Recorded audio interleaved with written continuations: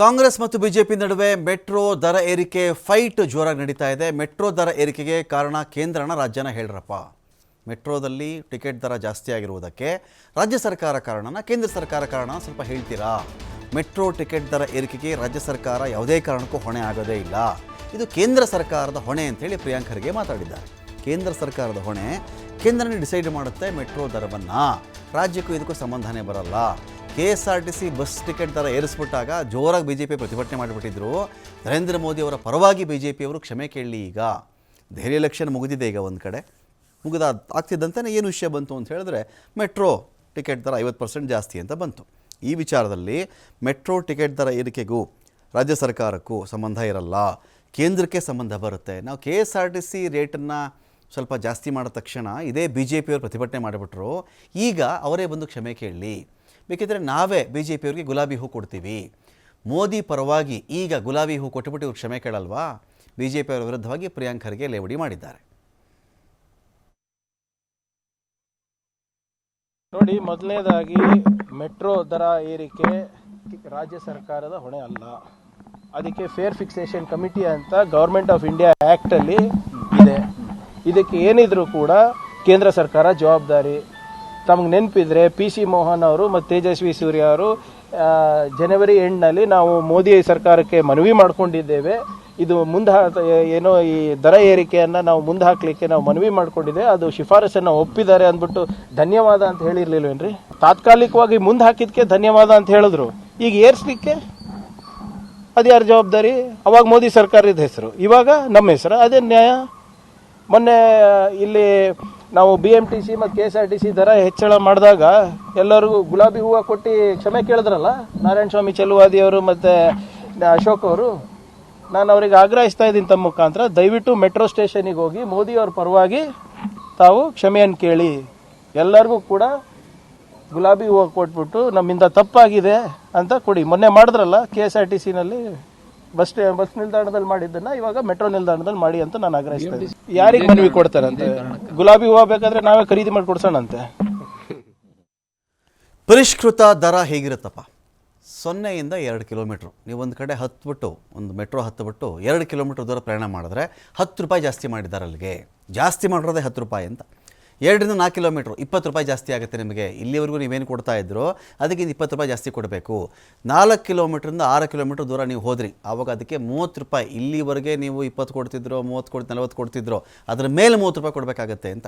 6 ರಿಂದ 8 ಕಿಲೋಮೀಟ್ರ್ ಆಯಿತು, 40 ರೂಪಾಯಿ ಜಾಸ್ತಿ ಆಗುತ್ತೆ ನಿಮಗೆ. 8 ರಿಂದ 10 ಕಿಲೋಮೀಟ್ರ್ ಜಾಸ್ತಿ ಅಂದರೆ ನೀವು ಪ್ರಯಾಣ ಮಾಡಿದ್ರೆ 50 ರೂಪಾಯಿ ಜಾಸ್ತಿ ಕೊಡಬೇಕಾಗತ್ತೆ ಅಲ್ಲಿಗೆ. 10 ರಿಂದ 15 ಕಿಲೋಮೀಟ್ರ್ ದೂರ ಹೊರಟ್ರೆ ನೀವು ಮೆಟ್ರೋದಲ್ಲಿ ಅಂತ ಬಂದಾಗ ಅದಕ್ಕೆ ಏರಿಕೆ ಆಗಿರುವುದೇ 60 ರೂಪಾಯಿ. ಅದರದ್ದು ಬೆಲೆ ಅಲ್ಲ, ಟಿಕೆಟ್ ಬೆಲೆ ಅಲ್ಲ. ಟಿಕೆಟ್ ಮೊದಲೇನಿತ್ತು ಅದಕ್ಕಿಂತ ಜಾಸ್ತಿ ನೀವು 60 ರೂಪಾಯಿ ಕೊಡಬೇಕು ಅಂತ.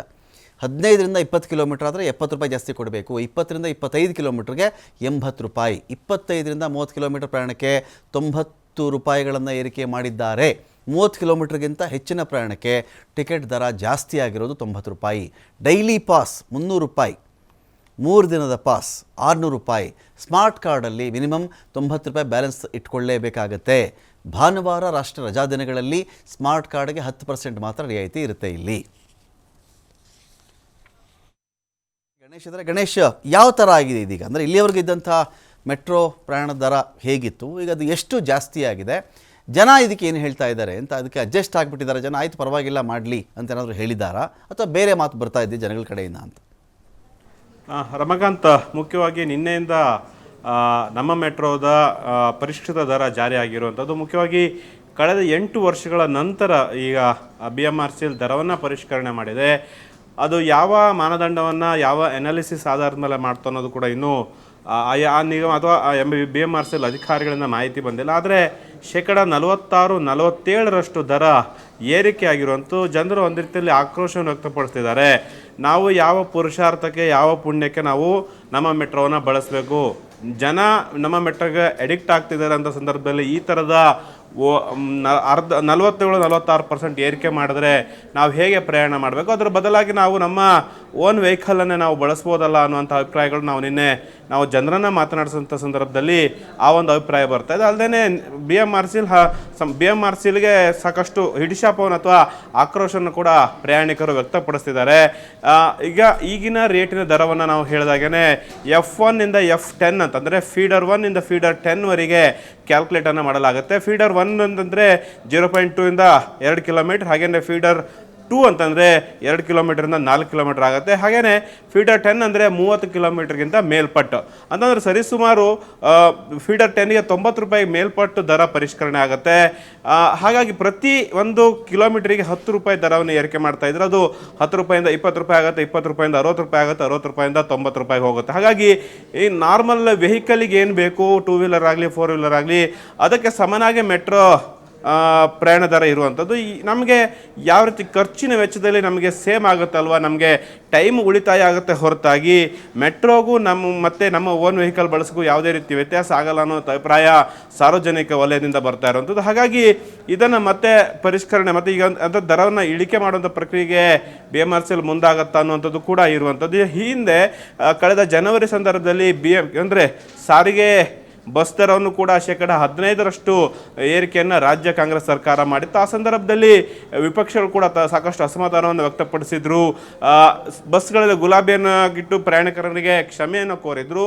ಅದೇ ವಿಷಯವನ್ನು ಈಗ ರಾಜ್ಯ ಕಾಂಗ್ರೆಸ್ನವರು ಕೂಡ ನಿಮಗೆ ತಾಕತ್ತಿದ್ರೆ ನೀವು ಕೇಂದ್ರ ಸರ್ಕಾರದ ಬಳಿ ಹೋಗಿ ಮೆಟ್ರೋ ದರವನ್ನು ವಾಪಸ್ ಪಡೆದುಕೊಳ್ಳಿ ಅಥವಾ ಪರಿಷ್ಕರಣೆ ಆದ ದರವನ್ನು ಹಿಂಪಡೆಯಿರಿ, ಪಡೆಯೋಕ್ಕೆ ಮನವಿ ಮಾಡಿ ಅಥವಾ ಆ ಒಂದು ನಿಟ್ಟಿನಲ್ಲಿ ಹೋರಾಟವನ್ನು ಮಾಡಿ ಅನ್ನುವಂಥ ಆಗ್ರಹ ರಾಜ್ಯ ಸರ್ಕಾರದಿಂದ ಅಥವಾ ಸಚಿವರುಗಳಿಂದ ಈಗ ಕೇಳಿ ಬರ್ತಾ ಇರುವಂಥದ್ದು.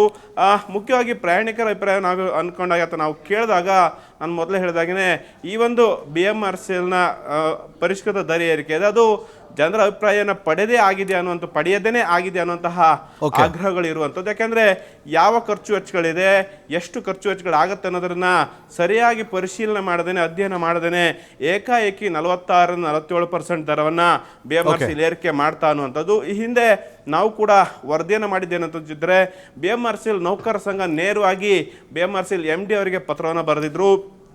ದಿನನಿತ್ಯ ಆಗುವಂತಹ ಖರ್ಚು ವೆಚ್ಚಗಳಿಗೆ, ಅನಾವಶ್ಯಕವಾಗಿ ಆಗುವಂಥ ದುಂದು ವೆಚ್ಚಗಳಿಗೆ ಕಡಿವಾಣ ಹಾಕಿದರೆ ನೀವು ದರವನ್ನು ಪರಿಷ್ಕರಣೆ ಮಾಡುವಂಥ ಅವಶ್ಯಕತೆಯೇ ಇರಲ್ಲ. ಪ್ರತಿನಿತ್ಯ ನೀವು 1 ಕೋಟಿಯಂತೂ ಹೆಚ್ಚು ಹಣವನ್ನು ದುಂದು ವೆಚ್ಚ ಬೇರೆ ಬೇರೆ ಕಾರಣಗಳನ್ನು ನೀಡಿ ಅನಾವಶ್ಯಕ ಸಿಬ್ಬಂದಿಗಳನ್ನು ನೇಮಕ ಮಾಡಿಕೊಳ್ಳುವಂಥದ್ದು, ಗುತ್ತಿಗೆ ಆಧಾರದ ಮೇಲೆ ಅದೇನು ಸಿಬ್ಬಂದಿಗಳ ನೇಮಕ ಮಾಡುವಂಥದ್ದು, ಅವಶ್ಯಕವಿಲ್ಲದ ಖರ್ಚುಗಳನ್ನು ಮಾಡ್ತಾ ಇರೋ ಹಿನ್ನೆಲೆಯಲ್ಲಿ ಅದಕ್ಕೆ ಕಡಿವಾಣ ಹಾಕಿದರೆ ಯಾವುದೇ ರೀತಿ ಏನು ಪ್ರಯಾಣ ದರವನ್ನು ಅಥವಾ BMRCL ನಮ್ಮ ಮೆಟ್ರೋದ ಪ್ರಯಾಣ ದರವನ್ನು ಏರಿಕೆ ಮಾಡುವಂಥ ಅವಶ್ಯಕತೆ ಇಲ್ಲ ಅನ್ನುವಂತಹ ಪತ್ರವನ್ನು BMRCL ನೌಕರ ಸಂಘ ಕೂಡ ನೀಡಿತ್ತು. Okay, thank you Ganesh.